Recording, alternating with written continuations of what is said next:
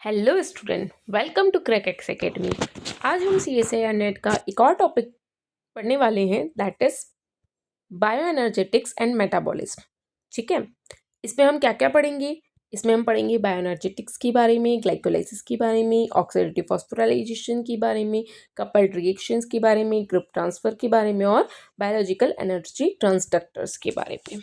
अगर आपको ये सब कंफ्यूजिंग लगता है देन डोंट वरी, इस वीडियो को एंड तक देखिए और बायो एनर्जेटिक क्रिस्टल क्लियर हो जाएगा आपको इसके बाद। So let start. First is, सबसे पहले हम देखते हैं बायोएनर्जेटिक्स के बारे में क्या होता है।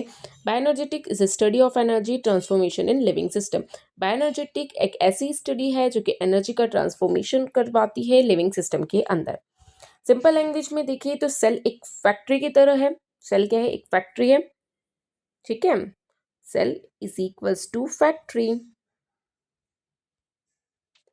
और एनर्जी जो है उस फैक्ट्री का फ्यूल है। एनर्जी क्या है? फ्यूल है उस फैक्ट्री का। एनर्जी सेल को चाहिए किस चीज के लिए चाहिए? ग्रोथ के लिए, मूवमेंट के लिए, बायोसिंथेसिस लाइक प्रोटीन, लिपिड या डीएनए के लिए, एक्टिव ट्रांसपोर्ट के लिए। इंपॉर्टेंट पॉइंट देखिए तो cell follow the law of thermodynamics. Cell जो है वो फॉलो करती है किसको? लॉ ऑफ थर्मोडायनामिक्स को। ओके, नेक्स्ट चीज हम देखिए तो इसमें हमने देखी लॉ ऑफ थर्मोडायनामिक्स क्या क्या होते हैं। फर्स्ट लॉ हम देखेंगे इसका कि एनर्जी के नाइदर भी क्रिएट नॉट डिस्ट्रॉय। एनर्जी को हम ना क्रिएट कर सकते हैं ना डिस्ट्रॉय कर सकते हैं। Cell convert chemical energy into mechanical, electrical और हीट। सेल जो है वो कन्वर्ट करती है केमिकल एनर्जी को मैकेनिकल में, इलेक्ट्रिकल में और हीट में। सेकेंड लो देखिए तो entropy of universe always increase. Entropy जो होती है यूनिवर्स की ऑलवेज क्या होती है? इंक्रीज होती है। Living system maintain order by increasing disorder in surroundings. Next देखिए हम तो फ्री एनर्जी के बारे में पढ़ेंगे, that is Gibbs free energy. इस टॉपिक्स को हमने प्रीवियस वीडियो में भी पढ़ा है। ठीक है, तो गिब्स फ्री एनर्जी की इक्वेशन देखेंगे हम तो delta G is equals to delta H minus T delta S. ये क्या होती है? गिब्स फ्री एनर्जी की इक्वेशन है। जहां पर हम देखेंगे जी क्या है, डेल्टा जी क्या है? फ्री एनर्जी चेंजेस है। डेल्टा एच के एंथैल्पी चेंज है और डेल्टा एस के एंट्रोपी चेंज है। टाइप ऑफ रिएक्शन देखिए, थ्री टाइप्स की रिएक्शन होती है। Delta G is less than zero, exergonic. Delta G is more than zero, endergonic. And delta G is equals to zero, it is equilibrium होती है। ठीक है, next हम देखेंगे कपल्ड रिएक्शंस के बारे में। अगर हम एक आपसे क्वेश्चन पूछूं तो सेल एंड्रोजेनिक रिएक्शन कैसे चलाती है? कैसे चलाती है? कोई तो होगा, तो वो किससे होता है? कपल किससे होता है? कपलिंग से होता है। रिएक्शन कपलिंग से होता है। किससे होता है? रिएक्शन कपलिंग से होता है। ठीक है, कॉन्सेप्ट अगर हम देखें तो एंडरजेनिक रिएक्शन को एक्सर्जोनिक रिएक्शन के साथ कपल कर देते हैं। एग्जांपल देखिए तो glucose is equals to glucose 6 phosphate. ये रिएक्शन अकेली पॉसिबल नहीं हो सकती है। ठीक है, नेक्स्ट आता है हमारा ग्रुप ट्रांसफर पोटेंशियल्स क्या होता है। ग्रुप ट्रांसफर पोटेंशियल की अगर हम डेफिनेशन देखिए तो ability of molecule to transfer a functional group. Ability होती है मॉलिक्यूल्स के अंदर ट्रांसफर करने की फंक्शनल ग्रुप को। मोस्टली किसको ट्रांसफर करता है वो? फॉस्फेट को। ठीक है, हाई एनर्जी कंपाउंड्स होते हैं इसमें कुछ। Phosphoenol pyruvate PEP 1,3 bisphospho glycerate 13 phosphate ATP etcetera. Most important line देखिए तो PEP has the highest phosphoryl transfer potential होता है। एग्जाम ट्रिक की अगर हम बात करें तो ATP is not the highest energy compound. ATP highest energy compound नहीं होती है। नेक्स्ट देखेंगे अपन ग्लाइकोलाइसिस का ओवरव्यू। लाइक ये किसमें होती है? सबसे पहले ऑकर किसमें होती है? तो ये किसमें होती है? साइटोप्लाज्म में। ठीक है, ऑक्सीजन की जरूरत इसको नहीं होती है, नॉट रिक्वायर्ड है। ये रिवर्सल पाथवे है। नेट फैक्ट देखिए तो आरबीसी डिपेंड करती है किसके ऊपर? सिर्फ और सिर्फ ग्लाइकोलाइसिस के ऊपर। आरबीसी किसके ऊपर डिपेंड करती है? ग्लाइकोलाइसिस के ऊपर। फेजेस देखते हैं हम ग्लाइकोलाइसिस की। पहला फेज है एनर्जी इन्वेस्टमेंट फेज, सेकेंड है energy pay off phase. Energy investment phase में 2 एटीपी यूज होते हैं, glucose is equals to fructose 1,6 biphosphate. Energy pay off phase में देखिए तो 4 एटीपी और 2 NADH प्रोड्यूस होते हैं, जिसमें से नेट गेन हमको कितना होता है 2 एटीपी का और 2 NADH का।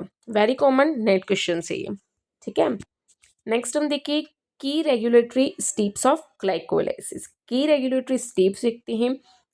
Irreversible step is equals to regulatory space. Okay, कौन कौन से एंजाइम्स यूज करते हैं? Hexokinase, glucokinase, PFK1 rate limiting enzyme होता है ये। पायरूवेट काइनेस यूज करते हैं हम। PFK1 रेगुलेशंस में एक्टिवेट किससे होती है? AMP F2 और 6BP से एक्टिवेट होते हैं। और इनहिबिट किससे होते हैं? तो ATP और सिट्रेट से इनहिबिट होते हैं। गोल्डन लाइन अगर हम देखें तो PFK1 में is the rate limiting enzyme of glycolysis. ये क्या होता है? रेट लिमिटिंग एंजाइम होता है ग्लाइकोलाइसिस के अंदर। नेक्स्ट आएगा हमारा that is substrate level phosphorylation. इसकी डेफिनेशन देखिए तो ATP synthesis directly from a metabolic intermediate से एटीपी डायरेक्ट सिंथेसिस हो जाती है। किस में ऑकर होता है? ग्लाइकोलाइसिस में होती है, TCA साइकिल में होती है, जीटीपी फॉर्मेशन भी बोलते हैं। इंपॉर्टेंट पॉइंट्स देखिए तो ETC की ज़रूरत नहीं होती है, ऑक्सीजन इंडिपेंडेंट होती है। ओके, नेक्स्ट हम देखेंगे that is fate of pyruvates में देखेंगे तो इसमें 2 कंडीशन देखेंगे अपन, that is first is aerobic, second देखेंगे एनारोबिक कंडीशन। एरोबिक कंडीशन भी देखिए तो pyruvate is equals to acetyl coenzyme. Pyruvate is equals to acetyl coenzyme and acetyl coenzyme is equals to TCA cycle. Okay, anaerobic condition अगर हम देखें तो animal is equals to lactate और yeast is equals to ethanol. Purpose देखिए तो NAD plus regenerate करना ताकि glycolysis continue रहे। NAD प्लस को क्या करते हैं? रीजनरेट करते हैं ताकि जो ग्लाइकोलाइसिस प्रोसेस है वो क्या रहे? कंटिन्यू रहे। ओके, नेक्स्ट हम देखेंगे ऑक्सीडेटिव फॉस्फोराइलेशंस का ओवरव्यू। तो कहाँ लोकेशन होती है? इनर माइटोकॉन्ड्रियल मेम्ब्रेन में लोकेशन होती है। क्या पर्पस होता है? तो एटीपी सिंथेसिस का पर्पस होता है मेनली, जो कि यूज़ करते हैं हम इलेक्ट्रॉन ट्रांसपोर्ट चेन के अंदर। कंपोनेंट्स की बात करें हम तो electron transport chain, proton gradients, ATP synthesis होते हैं। मेजर एटीपी प्रोड्यूसिंग पाथवे होता है। नेक्स्ट आता है हमारा that is electron transport chain. क्या आता है? ETC, electron transport chain. इसमें कुछ कॉम्प्लेक्सेस होते हैं लाइक कॉम्प्लेक्स 1, 2, 3 एंड 4। फर्स्ट जो होता है NADH डिहाइड्रोजिनेस होता है। कॉम्प्लेक्स सेकंड जो होता है वो सक्सिनेट डिहाइड्रोजिनेस होता है। कॉम्प्लेक्स थर्ड जो होता है वो होता है साइटोक्रोम BC1। और कॉम्प्लेक्स 4 जो होता है वो होता है साइटोक्रोम C ऑक्सीडेज। मोबाइल क्या कैरी करता है? तो कोएंजाइम Q साइटोक्रोम C को क्या करता है? कैरी करता है। फाइनल इलेक्ट्रॉन एक्सेप्टर कौन होता है? तो ऑक्सीजन होता है, या oxygen is equals to final electron कौन एक्सेप्टर बोलते हैं। नेक्स्ट आता है chemo osmotic theory. Chemo osmotic theory क्या होती है? किसने प्रपोज्ड करी है इसको? अगर हम देखें तो it is proposed by Peter ने करी है इसको। की आइडिया अगर हम इसका देखें तो ETC create protein gradient. ETC मतलब इलेक्ट्रॉन ट्रांसपोर्ट चेन क्या क्रिएट करता है? प्रोटॉन ग्रेडियंट्स को क्रिएट करता है। Proton motive force derive ATP synthesis. Okay, next आता है हमारा दैट इज ATP सिंथेसिस। क्या होता है? F0 और F1 कॉम्प्लेक्सेस क्या होता है? F0 is equals to proton channel, F1 is equals to catalytic ATP synthesis.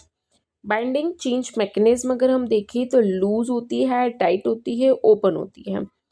1 full rotation is equals to 3 ATP। अगर 1 फुल रोटेशन होगा तो वो किसके इक्वल होगा? 3 ATP के इक्वल होगा। नेक्स्ट हमारा आता है दैट इज इनहिबिटर्स एंड अनकपलर्स भी आते हैं। इनहिबिटर्स कौन कौन से, मतलब उस रिएक्शन को रोकने का काम कौन करता है, इनहिबिटर्स करती है। तो कौन कौन सी होती है, कॉम्प्लेक्स 1 में होता है रोटिनॉन, कॉम्प्लेक्स 4 में होता है सिनेडीन, और एटीपी सिंथेसिस में होता है ओलिगोमाइसिन। अनकपलर्स की अगर हम बात करें तो डीएनपी अनकपलर्स है, ठीक है। ब्राउन फीट में थर्मोजिनिन होता है।